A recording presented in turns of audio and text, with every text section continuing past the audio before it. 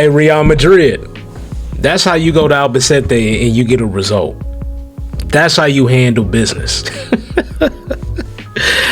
I guess winning at Albacete is not for everybody, man. Barcelona 2, Albacete 1. And look, I'm going to be real, trolling aside. Hey, at the end of that game, bro, I was holding on for dear life. It is something about that atmosphere. When the fans get behind them, I can see why, real shit, like trolling aside, I can see why Real Madrid lost to Albacete. They shouldn't be losing to them, obviously. But seeing it happen to your team and the ways that they were throwing at us at the end of that game for us to barely hang on. It took a Gerard Maldini. You could be called Maldini on this one.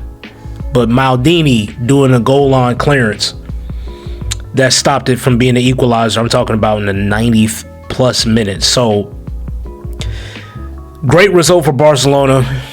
We can avoid the trolling because, boy, we gave it to Real Madrid fans hard. Pause. When we saw that they lost to Albacete 2-1. No, what was it? No, that score was like 3-2, right? Our score was 2-1. The point is, we were on them for losing. How the fuck do y'all lose to a team in the Segunda, bro? Like, y'all Real Madrid. Y'all supposed to be mighty Real Madrid. And y'all losing to Albacete. Joke of a club. And I was feeling that way even more when we took our 2-0 lead from a corner from Ronald Araujo getting a goal. I'm like, this is the team that they lost to? I'm not seeing the hype. Yeah, they had a half chance here and there. Up to the moment we took a 2-0 lead.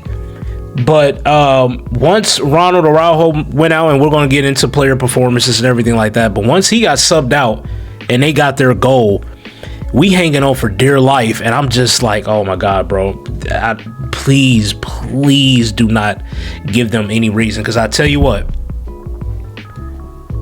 if I'm not mistaken, in La Liga, in Spain for the Copa del Rey, they don't do, if it's a draw, the reverse leg is going to be at Barcelona, right? If that would have ended up being a draw after 90 minutes, that would have went in the extra time. Somebody let me know down in the comments if that is the case. Because if it would have went in the extra time, bro, I ain't gonna lie, after the momentum they would have had getting that second goal, I wouldn't have been surprised if we would have joined Real Madrid and getting eliminated by Albacete. I ain't gonna lie. But we avoided that. Some standout performances for Barcelona today, but it's the same type of game that we normally expect from Barcelona. We will create chances, and on the day, if we feeling up to it, we will score the goals. But because of how we play, we will concede chances, and depending on how they're up to it, if they're going to finish their goals. And for Albacete, they got a good goal off a free kick, and the second one, very unlucky because it was right there. But like I said, it took a goal line clearance for Barcelona to be able to get the result to advance to what I believe now is the semifinal. So great game for Barcelona. Great performances all the way around, but let's jump into it. As Hansi Flick went out with the starting 11, Joan Garcia in goal, Gerard Martin, Eric Garcia, Ronald Araujo, Cancelo at right back, Frankie de Jong and Mark Bernal in the midfield, Lamine Yamal, Dani Olmo, Marcus Rashford, and Lewandowski up front. So I'm going to go, instead of breaking down every single player so this don't turn into a 30-minute video, what I'm going to do is highlight the players I want to talk about. The ones that I thought had a really good game. And if I'm going to be fair, I'm going to start off by shouting out Ronald Araujo, our captain. A lot can be said about this man. He's a polarizing figure within the club, no doubt. When he was playing for Barcelona several years ago under Xavi, when he was placed at right back in the El Clásicos, the performances that he would have against a player like Vinny, who was, looking back, probably at his peak at that time, Ronald Araujo was holding his own. And in some games, you can argue that he was even pocketing Vinny. And a lot of Barcelona fans really like Ronald Araujo.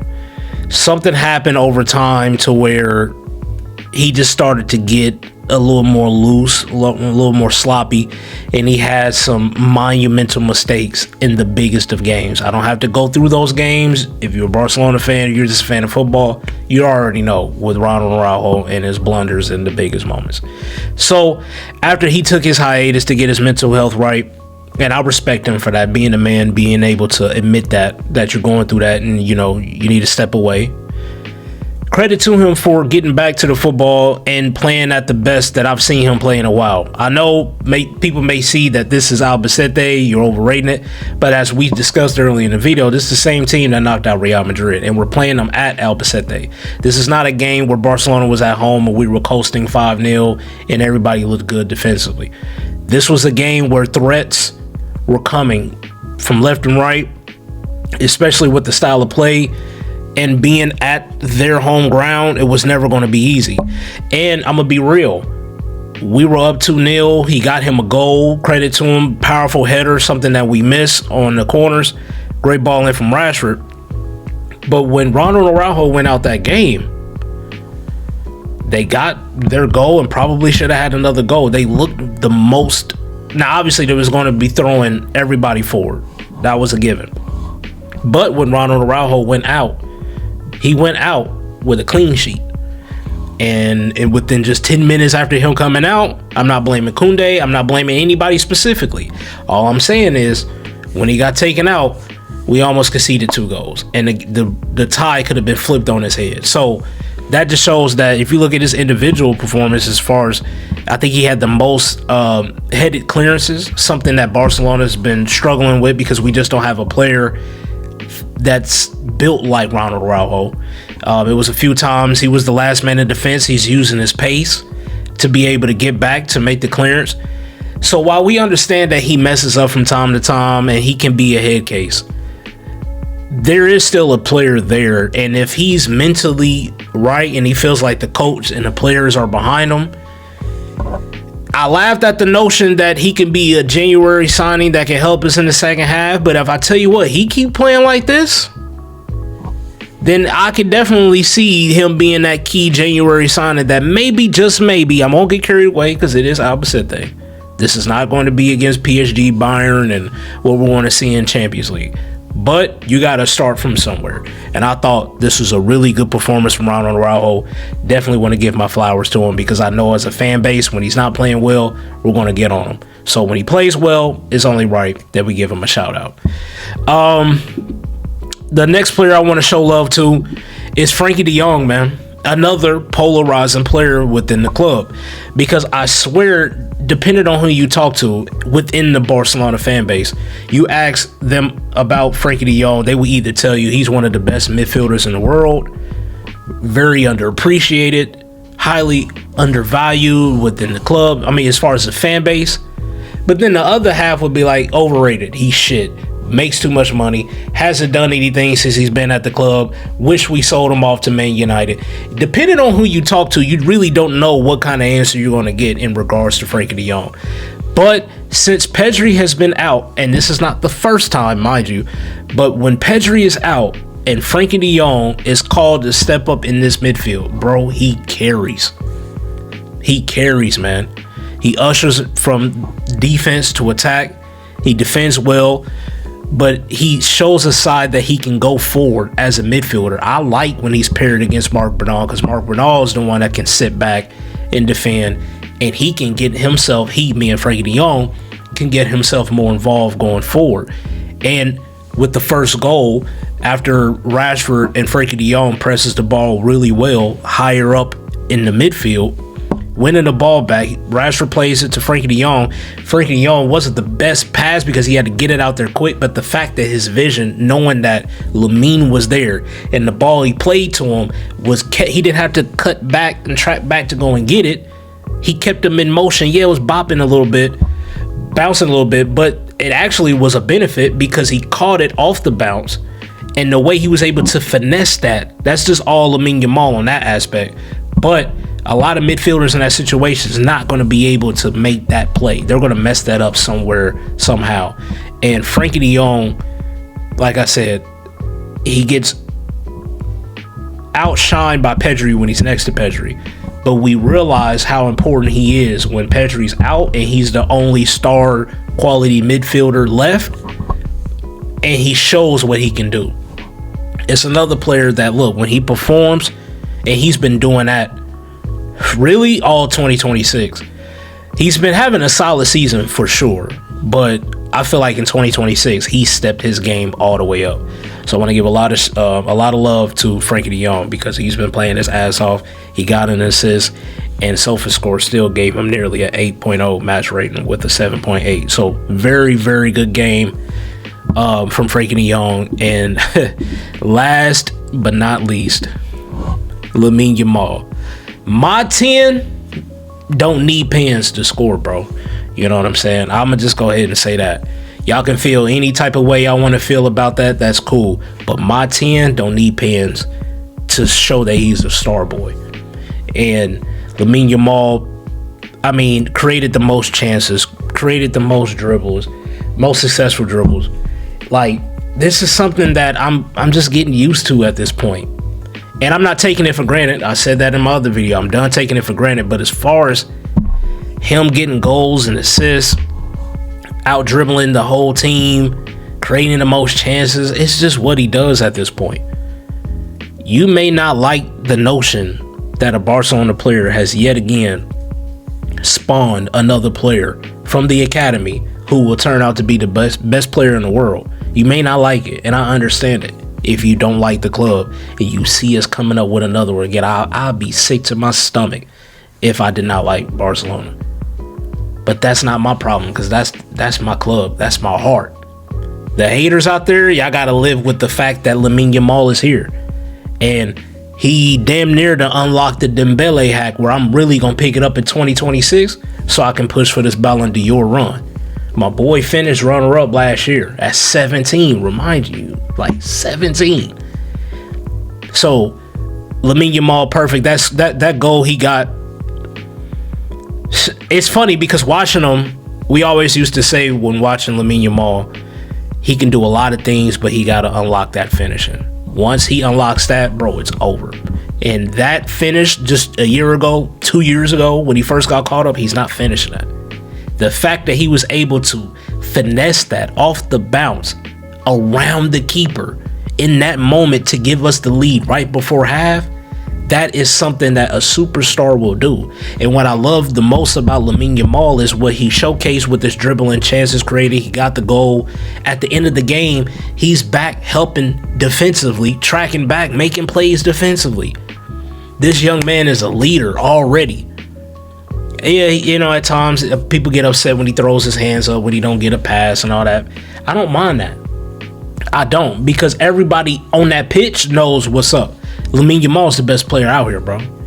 And so if he's upset, there's a reason why. Get that man the ball and let him go to work. So yet another game. I believe this is 4 games in a row. Lamine Yamal's got a goal. I think this is now 8 games where he's at least got 1 contribution. So I don't know what to say, man. Like, he's just doing what he's capable of doing. And it's scary to say that because he's only 18 and we know for a fact he will get better. He will get better.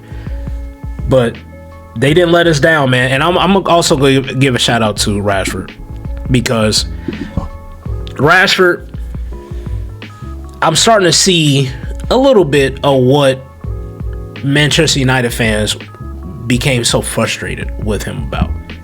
You see all the physical tools and the assets that he has within his game.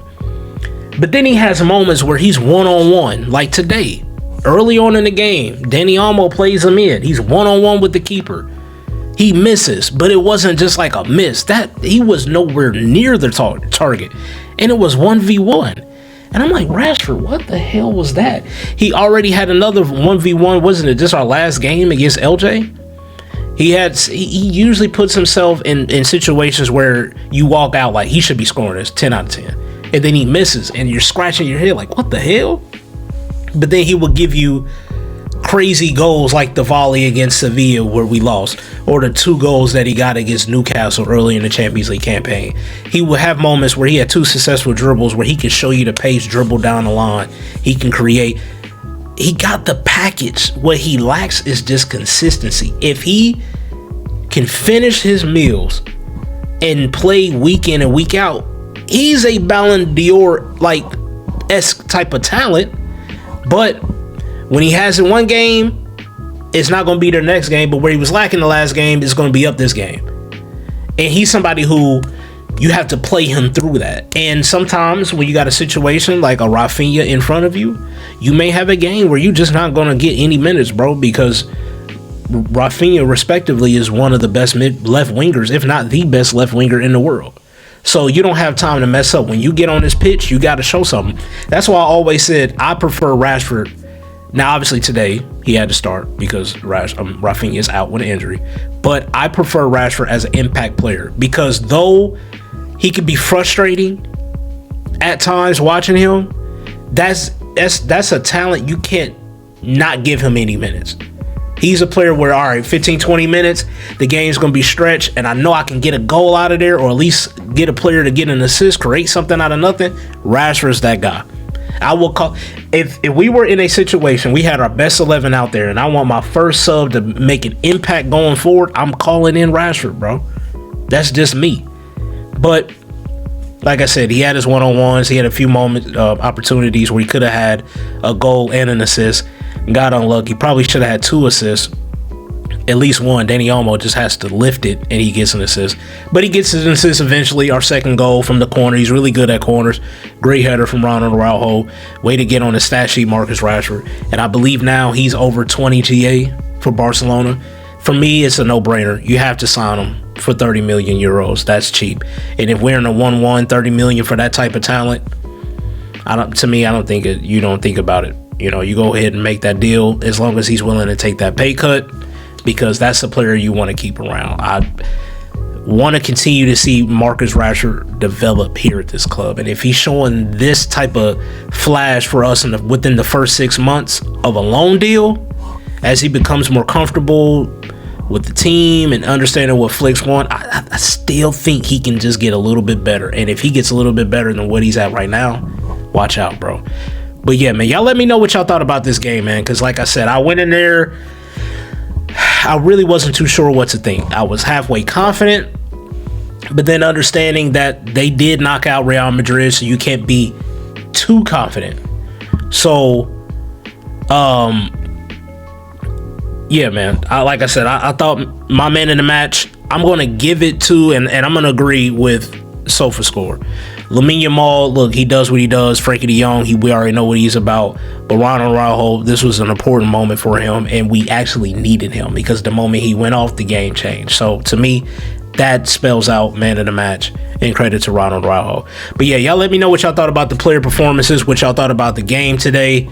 And yeah, man, I appreciate y'all for watching. If y'all made it this far, like the video, subscribe for more content, and I'm gonna get up with y'all on the next one. Until then, Two Tone is out. Peace.